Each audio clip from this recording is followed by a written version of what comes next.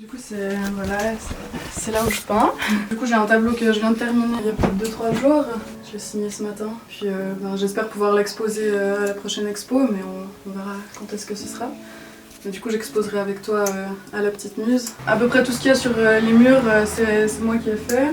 En tout cas ici, à part celui qui est sur le papyrus là-bas au fond. J'aime bien faire plein de styles différents, j'aime bien essayer des choses sur différents matériaux, différentes techniques et tout. Que ce soit, il y a plein de plans partout, que ce soit de l'acrylique ou bien de la peinture à l'huile, ou alors j'aime bien aussi les craies sanguines, j'aime bien l'encre de Chine. Voilà, j'aime bien essayer plein de choses pour trouver la meilleure de m'exprimer par rapport à certains styles, parce que par exemple, des styles comme ça, j'ai plus de peine à le faire sur un tableau, parce que pour moi, un tableau, c'est quelque chose que j'ai envie de faire plus fin. C'est pas un style que j'arrive à peindre sur un tableau en étant satisfaite. Là, j'ai commencé la linogravure il y a quelques jours. T'as des plaques comme ça, qui sont comme ça, à la base. Et puis après, t'as des gouges de différentes tailles. Là, moi, je me rends compte que j'ai pas des tailles assez fines pour faire ce que je veux. Du coup, je vais en racheter d'autres, mais du coup, après, tu dessines ton motif sur la plaque de lino, et puis après, tu prends tes gouges et tu viens creuser tous les vides et les pleins que tu aimerais faire pour que ça ressorte. Après, il paraît que c'est mieux d'avoir quand même une presse. Enfin, moi, je m'y connais pas encore assez. Mais du coup, c'est pour ça que des fois, ça donne pas... Par exemple, celui-là, je le trouve un peu raté. Parce que j'ai pas appuyé assez fort et puis j'ai peut-être pas mis assez d'encre. Mais si t'as une presse, en principe... ça marche mieux. Sinon là j'ai installé un truc pour ranger mes dessins, parce que j'ai des plantes, j'ai des dessins avec des plantes séchées. Et du coup il faut qu'ils soient déjà à l'abri du jour, dans un endroit plat et protégé. Tu crées absolument tout dans ta chambre. Et puis sinon j'ai eu l'occasion quelques fois de peindre sur des murs. Ouais. Dans l'ancien hôpital psychiatrique de Marsens par exemple, et puis aussi dans un appartement, dans une coloc à des potes. Et du coup, ça reste pour l'instant encore une passion? Tu vis pas de ça? Non, ça risque d'être difficile d'en vivre. Je reste plus dans l'idée que ce soit une passion. Après, clairement, tout le monde a envie d'en vivre. Mais je pense que si tu te mets dans l'idée de vouloir en vivre, après tu crées pour créer, que c'est pas le but non plus. Et tu prends quand même tu fais en fait ce que toi tu as envie de faire, ou bien tu prends quand même des fois des commandes de certaines personnes qui te demandent un tableau ou comme ça? Pour l'instant, je fais que ce que moi j'ai envie de faire. Il y a peut-être une ou deux personnes qui aimeraient que je fasse quelque chose de spécifique et tout. Après, je suis assez ouverte. Après, il y a certaines choses que j'ai pas forcément envie de peindre parce que j'y trouverais pas forcément de plaisir à le faire. Mais non, jusqu'à maintenant, j'ai pas eu tellement de commandes spécifiques, à part pour un ami qui m'a demandé de faire quelque chose pour lui. Mais j'avais le libre choix. Puis après, on s'est vu avec mes croquis et puis on a discuté un peu ce qui lui plaisait ou pas. Et puis il a rajouté 2-3 idées. Ton processus de création, genre comment tu trouves l'idée, tu composes tes toiles ou comme ça, t'arriverais un peu à expliquer, ou bien c'est... Il y a des fois où je vais, par exemple, justement pour des choses comme celle-ci et tout, je vais prendre mon support et puis je vais un peu me laisser aller, je vais me dire, j'ai pas forcément d'idée de départ, puis du coup je me laisse aller. Pour celui-ci aussi, par exemple, j'en avais un peu marre de faire de la peinture à l'huile à une certaine période, et puis du coup je me suis dit, je prends une planche en bois qui traîne au lieu de la mettre au feu. Et puis je me suis amusée à faire des trucs, et puis justement j'ai essayé de faire du pointillisme et tout. Sinon après il y a des fois des portraits, par exemple ces 2 portraits, c'est des portraits de photographes qui m'ont beaucoup inspirée. En fait il y a des endroits et des cultures qui m'inspirent énormément. C'est pour ça que j'avais envie de les repeindre, parce que j'avais envie de transmettre quelque chose de fort à la personne qui allait le regarder, et puis aussi pour moi. Ça commence aussi toujours, je fais toujours des tableaux d'abord pour moi, pour transmettre quelque chose. Et après si les gens, ça leur plaît, tant mieux. Ça c'est une photo que j'avais fait l'année passée avec une amie, et puis du coup j'avais vraiment envie de le repeindre, parce que que ce soit juste sur une petite photo, c'était pas pareil pour moi, et puis comme c'était une photo qui me plaisait bien, j'ai décidé de la reproduire en peinture. C'est le tout premier tableau que j'ai fait, 2020 je crois. Ça c'était un projet dans notre école d'art, du coup c'était un tableau de style surréaliste. On a dû choisir des images et tout qui nous plaisaient, faire un peu une histoire absurde ou pas avec ces images, en faisant un collage en premier. Et puis après, à partir de ton collage, tu reproduis ton collage à la main sur ta toile. Et puis ça dépend, il y a des fois où je prends un processus quand même, puis d'autres fois pas du tout. Et du coup, là après on va aller visiter une expo, je pense que tu exposes, c'est ça?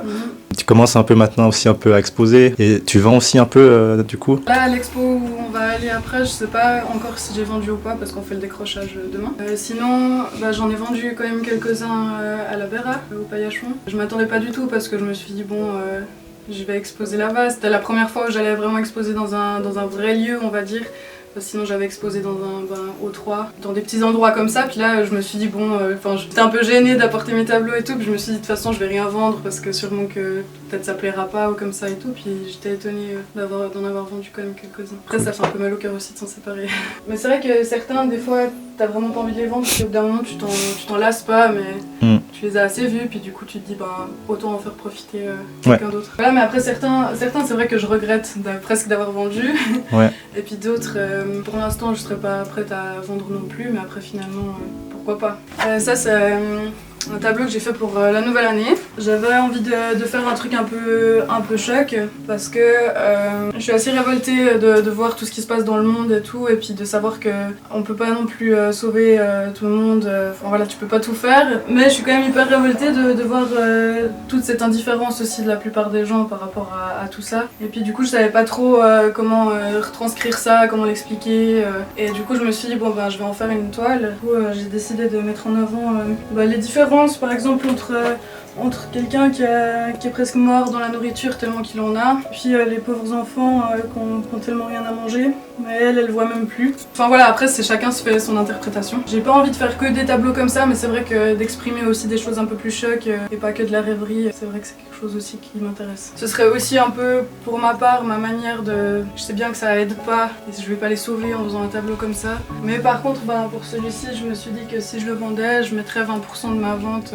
à la fondation Nicole Nicky. En gros ça ferait 400 francs, donc avec ces 400 francs t'as un enfant qui peut avoir à manger et une scolarité pendant 2 ans. Et puis du coup voilà, j'aimerais un peu participer de cette manière là, et puis après c'est clair qu'un jour peut-être j'aimerais aller faire de l'aide humanitaire ou comme ça. Donc c'est un peu ma manière de parler d'eux et puis qu'on voie en fait ce qui se passe. Donc là, tu as une expo qui va se terminer bientôt. Tu as des choses de prévues pour la suite? Après, du coup, je vais exposer justement avec toi à la Petite Muse. Cet été à la Béra de nouveau, à la galerie de l'Alpage. Après, pour l'automne, je sais pas encore, mais c'est vrai que j'aimerais bien pouvoir un peu enchaîner comme ça parce que sinon, je dois aussi les entreposer là. Et puis, je trouve dommage de les laisser un peu moisir dans ma chambre.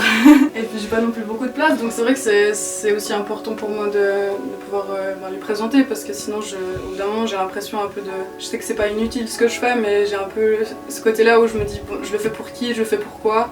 Enfin, des fois, voilà. Donc ça me fait aussi du bien de pouvoir présenter ça aux gens et puis voir les réactions parce qu'avec Instagram et les réseaux, c'est pas un monde réel. Pour moi, c'est pas très représentatif et puis je préfère pouvoir discuter avec les gens et puis voilà.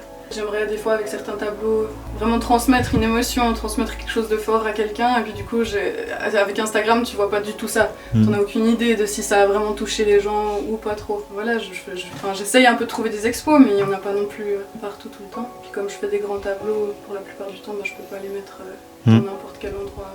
Est-ce que tu as des projets pour la suite ou quelque chose que tu sais que tu veux essayer de faire? J'aimerais bien faire une fois une très très grande toile. J'aurais pas la place ici. Donc il faudrait que soit je fasse ça durant l'été, par exemple dans ma grange ou comme ça, pour qu'il n'y ait pas toujours trop d'humidité et tout. Mais j'aimerais vraiment faire une toile hyper grande parce que j'ai été à Bilbao dans un musée et puis il y avait des toiles gigantesques dans des pièces immenses et puis c'était hyper fort, enfin hyper touchant. Et t'avais presque l'impression tellement que c'était plus grand que toi, t'avais presque l'impression de pouvoir entrer dans un monde. Et du coup j'aimerais bien faire un style surréaliste avec pas mal de couleurs.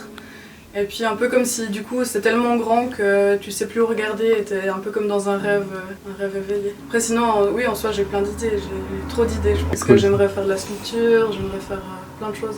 Ça c'est aussi quelque chose inspiré d'une photo d'un photographe du coup, parce que j'aime vraiment beaucoup cette culture et puis je trouvais cette photo assez mystérieuse donc j'ai décidé de la refaire à ma manière.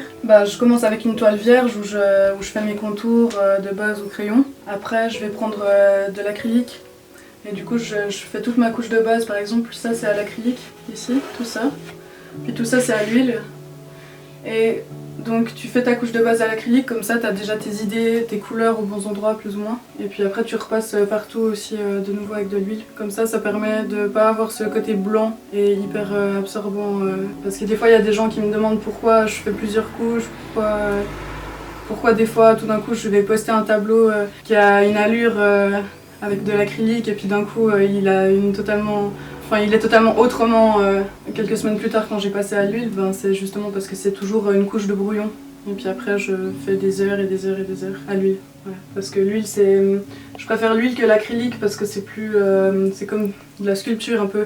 Tu peux plus modeler puisque ça sèche lentement. Puis par exemple si tu mets une couche de foncé, tu vas plus facilement pouvoir revenir avec du clair et puis faire un peu plus de mouvement, tu peux plus faire ressortir les choses qu'avec l'acrylique je trouve. Tu dirais que ça t'a pris à peu près combien de temps? Pas beaucoup de temps pour celle-là.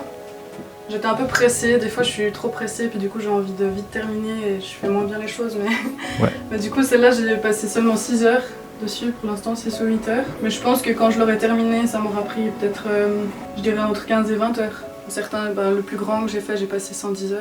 Il y en a un autre, ça varie souvent entre 50 heures et 100 heures. Ça dépend toujours de la taille et tout. Puis il y a des fois où tu t'imagines faire peut-être 50 heures, puis finalement t'en fais 36. J'ai toutes mes peintures à l'huile et puis j'achète que les couleurs primaires. Puis après je fais tous mes mélanges. Mais je mets toujours un film plastique par-dessus quand j'ai terminé. Comme ça, la peinture à l'huile elle sèche pas en fait. Tu vois là elle est encore... Donc tu pourrais réutiliser? Ouais. Par exemple, je crois que ça fait plusieurs jours que j'ai terminé cette toile, mais ce matin j'ai utilisé le même blanc que la dernière fois pour signer ma peinture. Après, j'ai de la térébenthine, puis du coup je mets toujours dans un petit bocal et puis c'est de l'huile à la térébenthine, donc tu la mélanges avec ce liquide. Tu mélanges pas avec de l'eau, il existe des peintures à l'huile à l'eau, mais j'aime moins le résultat. Puis sinon, là c'est tous mes pinceaux, puis j'en ai racheté quelques-uns il y a pas longtemps parce que sinon ils s'effritent au bout d'un moment, puis tu peux plus faire des choses aussi fines que ce que tu voudrais. J'utilise pas tellement des grands pinceaux. Par exemple des grands pinceaux comme ça va juste être pour bien faire un aplat sur ton ciel ou comme ça. Et du coup là j'ai essayé de faire du tissage à l'ancienne. Je voulais me faire un grand tapis mais sauf que ça m'a pris déjà 30 heures juste pour faire ça. Du coup finalement je crois pas que j'ai la motivation et la patience par contre pour ça de faire un tapis entier sur lequel t'oserais même pas marcher. Mais j'aime bien aussi faire de la céramique des fois ou des trucs comme ça. Je vais chercher de la terre glaise au lac et puis je m'amuse à faire des petits trucs comme ça. En soi ouais, sinon j'essaye de faire plein d'autres choses aussi. Comme je disais avant, si je pouvais faire que de l'art, je le ferais.